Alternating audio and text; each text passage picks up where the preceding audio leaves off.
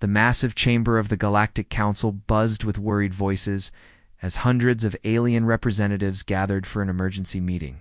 Ambassador Kreloth from the hegemony stood at the center podium, his blue skin glowing under the bright lights. His forearms moved as he spoke, pointing at the huge holographic display showing Earth's solar system. Fellow council members, his voice echoed through the translator systems. It has been 47 days since we last heard anything from Earth. No messages, no trade ships, no responses to our calls. The humans have gone completely silent. Captain. Li Heian sat in the observation section, his dark eyes fixed on the display. He had worked with humans for over 10 years and knew them better than most aliens did. Humans never stopped talking. They sent out radio signals, television shows, music, news reports, and diplomatic messages constantly. Their planet was always buzzing with activity. This makes no sense, Li Heian whispered to his assistant. Humans broadcast everything. They even send out signals about their weather and sports games. They would never just stop communicating. Elder Vexani, an ancient creature with wrinkled gray skin and multiple breathing tubes, wheezed as she spoke.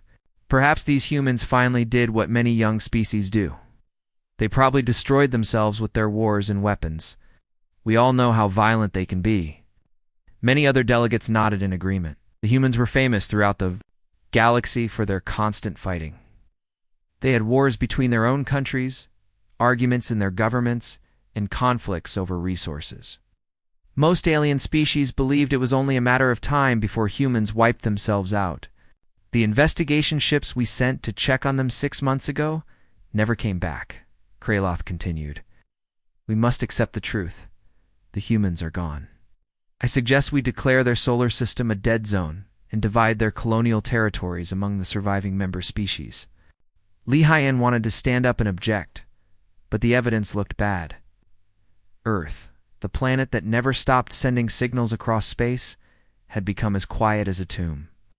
The holographic display showed the last recorded transmission from Earth, a simple weather satellite data burst that had suddenly stopped in the middle of sending information. Dr. Yoon Min-ji, xenobiologist who studied alien life forms, leaned forward in her seat. She had spent years researching human behavior and culture. Something about this silence felt wrong to her. It was like the difference between someone sleeping and someone holding their breath. What if they are hiding? She whispered to Li Heian. What if something scared them into going quiet? Li Heian considered this possibility. Humans were known for being clever and resourceful. When they faced danger, they often found unexpected solutions. But what could possibly scare an entire species into complete silence? The council chamber filled with more concerned voices. Representatives from different alien species shared their theories. Some thought the humans had fled to another galaxy. Others believed they had been attacked by unknown enemies. A few suggested that humans had finally achieved peace and no longer needed to communicate with the outside galaxy. The economic impact will be severe, announced Treasurer Chixara, whose tentacles waved nervously. Human trade routes carried 30% of our interstellar commerce. Their colonies produced rare minerals and exotic foods that many species depend on. If they are truly gone, we face serious shortages. Ambassador Kreloth raised one of his forehands to quiet the crowd. We cannot waste more time on wishful thinking. The evidence is clear. No communications for 47 days. No response to emergency signals. No trade ships arriving at scheduled ports. The human territories are empty. But Li Heian noticed something odd in the data. Silence had not happened gradually. All human communications had stopped at exactly the same moment across hundreds of planets and space stations.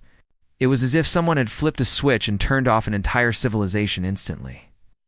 That level of coordination is impossible unless it was planned, he thought to himself. The voting began. One by one, alien species cast their decisions. The hegemony voted to declare humans extinct. The Silicon Collective agreed. The Crystal Mines supported the motion. Even species that had been friendly with humans seemed convinced that they were gone forever. Dr. Yoon Min-ji watched the vote count with growing concern. She had studied human psychology extensively and knew they were survivors. They had survived ice ages, plagues, wars, and natural disasters on their home planet. They had spread across dozens of star systems despite facing hostile environments and dangerous alien creatures. These were not beings who would simply vanish without a trace. As the final votes were counted, the motion passed by a large margin. The Galactic Council officially declared the Sol system a dead zone. Human territories would be redistributed among surviving species. Trade routes would be rerouted. The chapter on human civilization would be closed in the galactic history books. Li Hun left the chamber feeling uneasy. Something was wrong with this entire situation, but he could not prove it. The silence from Earth felt different from extinction. It felt intentional, like a carefully planned disappearance. As he walked through the station corridors, he made a decision. Official or not, he was going to find out what really happened to humanity. The galaxy might be ready to forget about them, but he was not. Dr. Park Manesio could not sleep. For 3 days since the council meeting, she had been studying the data about Earth's silence. As the head scientist on the research ship Quantum Dawn, she had access to detailed records of human activity going back decades. Nothing about their disappearance made sense. She walked to the ship's bridge, where Commander Dalrex was reviewing star charts. The tall, green-scaled alien looked up from his work with curious yellow eyes. "Dr. Park, you should be resting. We have a long journey ahead tomorrow," Dalrex said in his deep voice. "Commander, I need to ask you something important," Manesio replied, holding a data pad with her research. "I want permission to investigate the Sol system. I think the Council made a mistake." Dalrex's scales changed from green to dark blue, which meant he was worried or angry. "The Council has forbidden all ships from going to that area. They declared it a dead zone. Going there could end both our careers." Manesio showed him her data. "Look at these patterns. Human communications did not fade away slowly like they would during a war or a disaster. Everything stopped at exactly the same moment across hundreds of worlds. That takes incredible planning and coordination." Commander studied the information carefully. He had worked with humans before and remembered them as clever and determined people. They were always building new things, exploring dangerous places, and finding solutions to impossible problems. "What do you think happened to them?" Dalrex asked. "I think they chose to go quiet," Manesio answered, "but I do not know why. Only way to find out is to go there and investigate." Dalrex was quiet for a long time. Finally, he made his decision. "We will leave tomorrow night, unofficially. If anyone asks, we are conducting routine research in the outer sectors." The Quantum Dawn was a small but advanced ship designed for scientific exploration. It had powerful sensors, stealth technology, and a crew of 25 beings from different species. Lieutenant Kim Jae-wook, a young human who had been off-world, when the silence began, was particularly eager to learn what happened to his people. "I have family on Earth," Jae-wook told Manesio as they prepared for the journey. "My parents, my sister, my grandparents. They cannot all just be gone. Humans do not give up that easily." The trip to Earth's solar system took 12 days. They got closer. The emptiness became frightening. Space around Earth used to be full of activity. Trade ships, exploration vessels, communication satellites, and orbital stations had always been moving between planets. Now there was nothing. "Sensors show no ships, no artificial structures, no signs of life," reported Jae-wook from his station. "It is like civilization just vanished." But as they approached Earth itself, strange readings began appearing on their instruments. The planet looked normal from space: blue oceans, white clouds, green and brown continents. However, their sensors detected unusual energy patterns coming from beneath the surface. "Commander, I am reading massive power sources underground," Manesio announced. "The energy levels are higher than anything in our databases, and they are not natural formations." Dalrex ordered the ship closer to Earth. As they entered the upper atmosphere, their systems began acting strangely. Navigation equipment gave conflicting readings. Communication systems produced static. Even the artificial gravity fluctuated unpredictably. "Something is interfering with our ship," Jae-wook said, working frantically at his controls. It is like the planet is pushing us away. They were forced to retreat to a safe distance in outer space. From there, they conducted more detailed scans of the solar system. What they found was incredible. Mars showed similar underground energy signatures. Several moons of Jupiter and Saturn had the same patterns. Even some asteroids displayed artificial modifications. This is not random, Minesio realized. Someone has been building things throughout this entire solar system. Big things, hidden things. On their 5th day in the system, they detected a small object rising from Earth's atmosphere. It was clearly artificial, but unlike any human technology they had seen before. The object was heavily shielded and moved in ways that seemed to ignore normal physics. It is some kind of probe, Dalrex observed. Should we try to capture it? Minesio nodded. Carefully. If this is human technology, they might not recognize our ship as friendly. Using tractor beams, they managed to bring the probe into their cargo bay. It took 3 days of careful work to bypass its security systems without damaging it. When they finally accessed its data core, they found something that changed everything. The probe contained a message. A holographic recording of a human woman appeared in their laboratory. She looked tired, but determined, wearing clothes that seemed more advanced than standard human designs. If you are receiving this message, you have likely noticed our absence. From Galactic Communications, the woman began. I am Director Choi Yoon-ji of Terran Deep Command. What I am about to tell you will be difficult to believe. Minesio, Dalrex, and Jawook watched in stunned silence as the recording continued. 3 years ago, our deep space monitoring stations detected something approaching our galaxy from outside. Something big, hostile, and more dangerous than anything the Council has ever faced. Instead of running or asking for help, humanity made a choice. We decided to disappear and prepare. The hologram gestured toward data displays showing underground cities, hidden factories, and weapon systems beyond anything the galaxy had ever seen. We have been building, learning, and getting ready. When our enemy arrives, they will find us waiting. The recording of Director Choi Yoon-ji continued to play in the laboratory of the Quantum Dawn. Dr. Park Minesio, Commander Dalrex, and Lieutenant Kim Jae-wook watched in complete silence as the human woman explained what had really happened. To Earth, the enemy we detected is still years away from reaching our galaxy, Yoon-ji said in the hologram. But we have learned enough about them to know they are unlike anything the Galactic Council has ever faced. They consume entire star systems, turning planets and stars into more ships for their fleet. We call them the Devourers. Jae-wook leaned forward, his hands shaking slightly. My people are not dead. They're hiding and preparing for war. The holographic woman gestured to data displays showing incredible construction projects. Every human settlement, from Earth to our furthest colonies, receive the same order at the same time. Stop all external communications. Begin Protocol Lazarus immediately.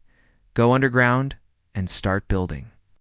Minesio studied the images with amazement. The displays showed massive excavation projects beneath Earth's continents and oceans. Entire cities had been carved out of solid rock deep underground. Manufacturing facilities stretched 4 kilometers beneath the surface. Millions of humans worked in these hidden spaces, building weapons and ships using technology that looked decades ahead of anything the Council possessed. How did they advance so quickly? Dalrex wondered aloud. 3 years ago, human technology was good, but not exceptional.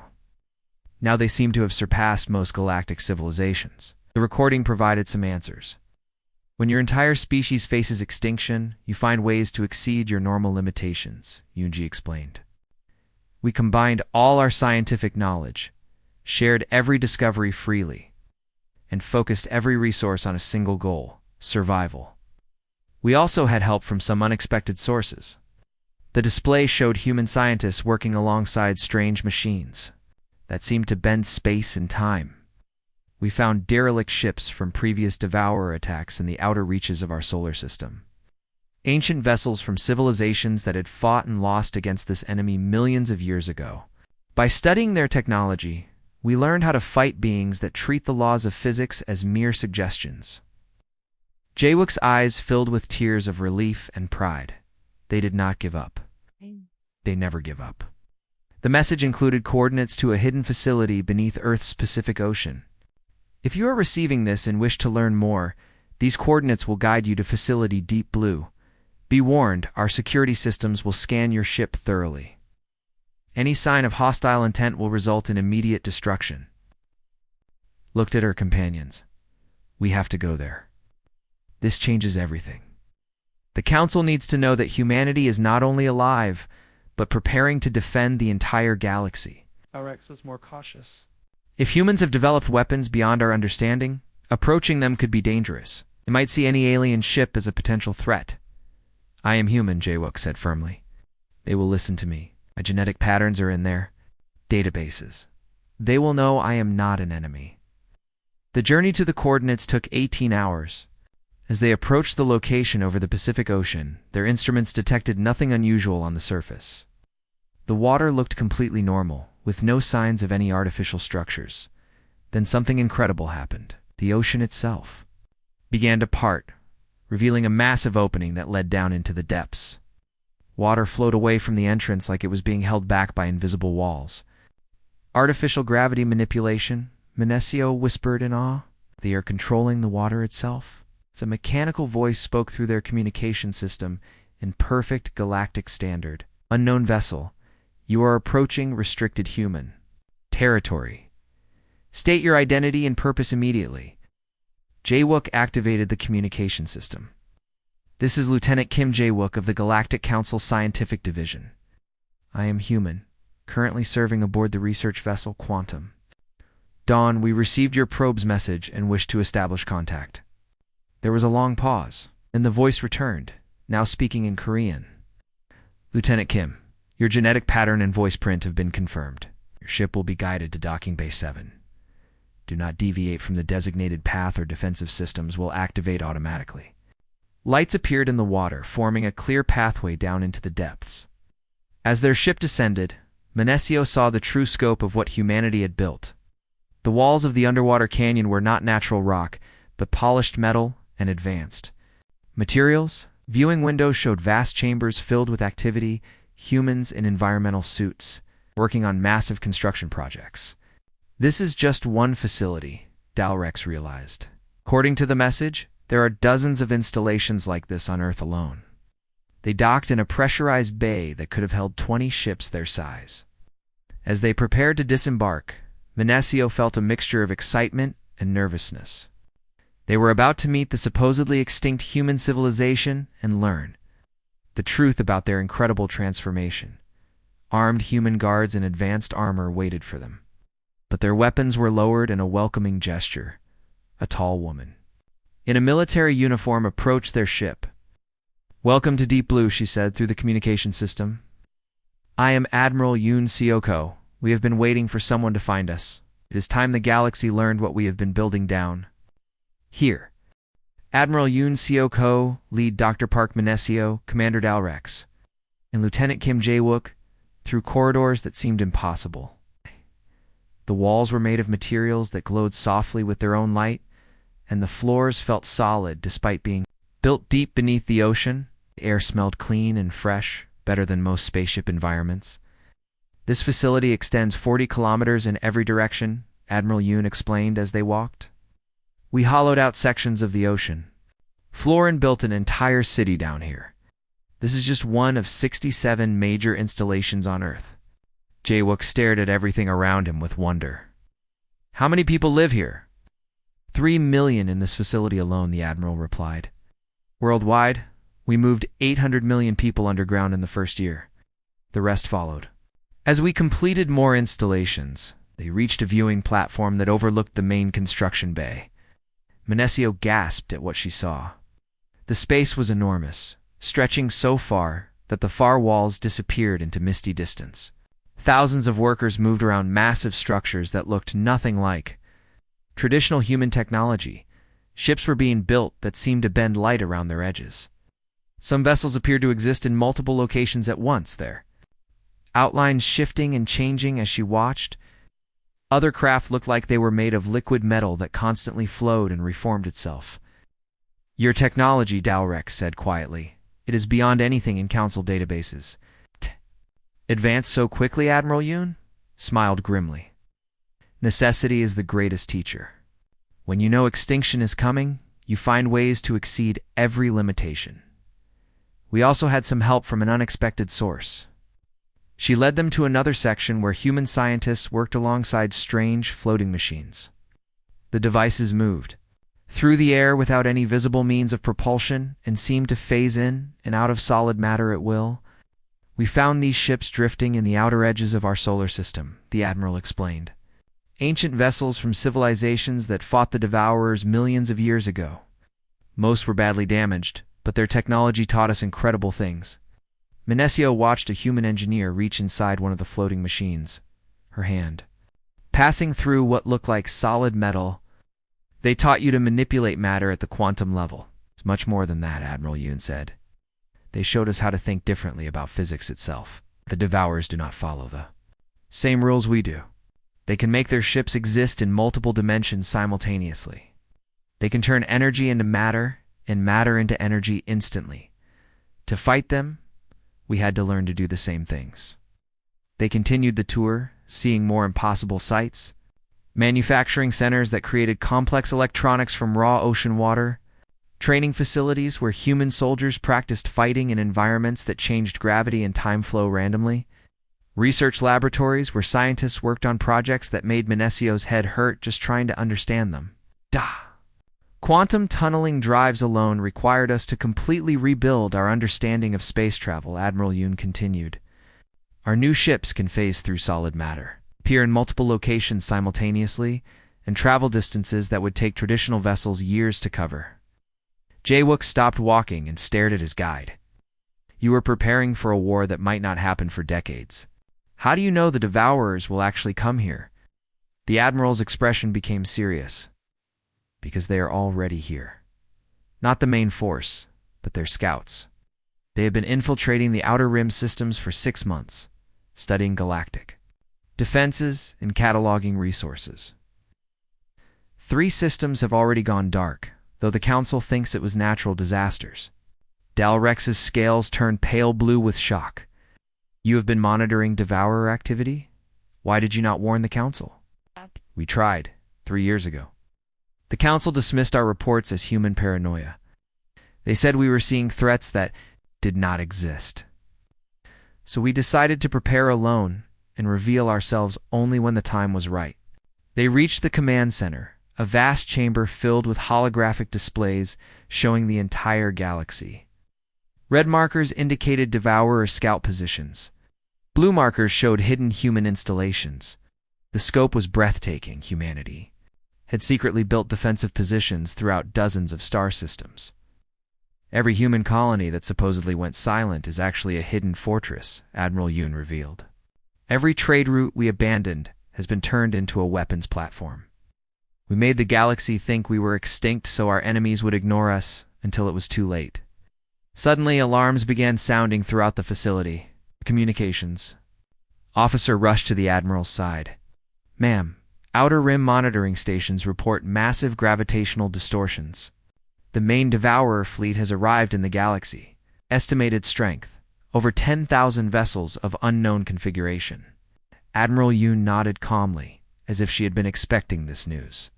How long until they reach the core systems? Based on their current speed, 72 hours, the officer replied. The Admiral turned to her guests. Your timing is perfect. You're about to witness humanity's return from the dead. And this time, we are not the helpless species the galaxy remembers. She activated a galaxy-wide communication system. All human installations, this is Deep Command. Operation Lazarus is now complete. Prepare for surface deployment. It is time to stop being ghosts. The first reports came from the Outer Rim systems, and they were terrifying. Captain Lee-Hoon sat in the Galactic Council's Emergency Command Center, watching as 3 entire star systems simply vanished from their monitoring screens, not destroyed. In explosions or consumed by black holes, they just stopped existing. Sir, we are receiving distress signals from the Kepler Defense Fleet, reported Communications Officer Torres. They engaged unknown vessels near the Vega system. Transmission cuts off after 6 minutes. Li Heian studied the tactical displays with growing horror. The enemy ships moved in ways that made no sense. They passed through solid matter like it was empty space. They appeared in multiple locations at the same time. When Council vessels fired weapons at them, the energy beams simply disappeared into nothingness. "What are we fighting?" asked General Mordock, his insect-like features twitching with nervousness. Admiral Kexari of the Council fleet stood at the main display, her tentacles waving in distress. "Our fastest ships barely escaped to report back. The enemy vessels are the size of small moons, and they seem to eat everything they touch. Planets, stars, even space itself gets consumed and turned into more of their ships." The room fell silent as the implications became clear. The Galactic Council's combined fleets, presenting hundreds of species and thousands of years of military development, were completely helpless against this enemy. "How long until they reach the core worlds?" Li Heian asked quietly. "Based on their current movement speed, 18 hours, Torres replied. "All civilian populations are being evacuated, but there is nowhere to run. These beings can consume entire solar systems." Dr. Park Minesco, Commander Dalrex, and Lieutenant Kim Jae-wook had returned from their secret mission to Earth just hours earlier. They sat in a corner of the command center, knowing information that could change everything but bound by their promise to Admiral Yunseo Koei to wait for the right moment. Jae-wook watched the panic spreading through the room and felt his heart breaking. These people thought they were going to die, and he could not tell them that help was coming. "Sir, emergency transmission from the Centauri defense platform," Torres announced. "They report massive spatial distortions appearing around their position.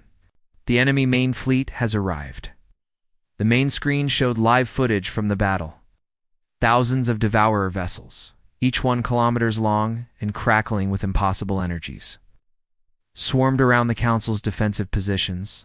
The human-built platform's weapons fired continuously, but the energy beams passed harmlessly through the enemy ships as if they were made of ghosts. "All defense platforms are reporting the same thing," General Mordock said desperately. "Our weapons cannot touch them, exist partially outside our reality."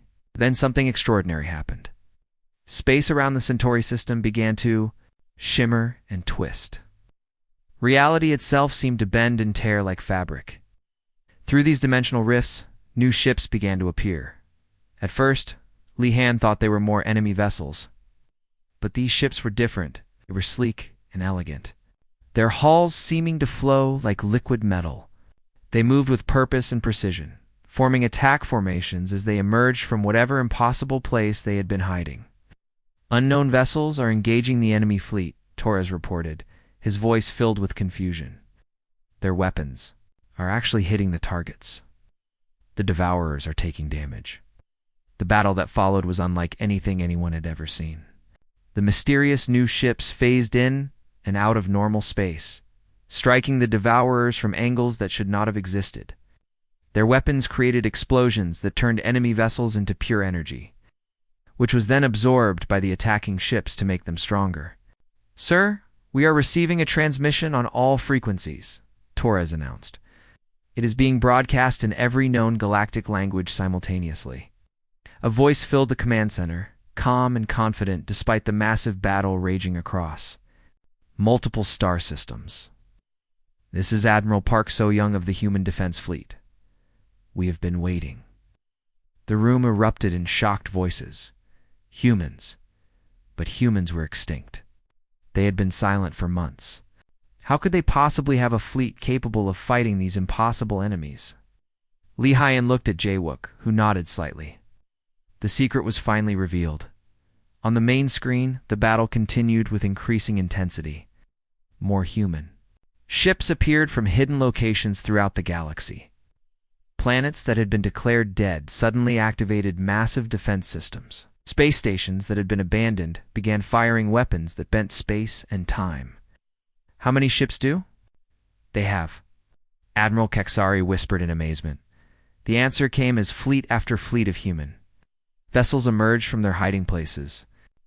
Tens of thousands of ships, each one using technology that made the Devourer's reality-bending abilities look primitive. The supposedly extinct human civilization had not only survived, but evolved into something that could fight monsters from beyond the galaxy. Admiral Soyoung. "This is the Galactic Council Command," Lee Hyun transmitted. "I thought your people were gone. How is this possible?" The human admiral's response was broadcast for everyone to hear. "We heard them coming years ago. While you debated and planned, we disappeared and prepared. Every human world became a fortress. Every colony became a weapons platform. We let you think we were dead so our enemies would ignore us until it was too late. The tide of battle turned decisively. The Devourers, accustomed to facing helpless prey, found themselves fighting an enemy that matched their own impossible capabilities. One by one, their massive ships were destroyed or forced to retreat.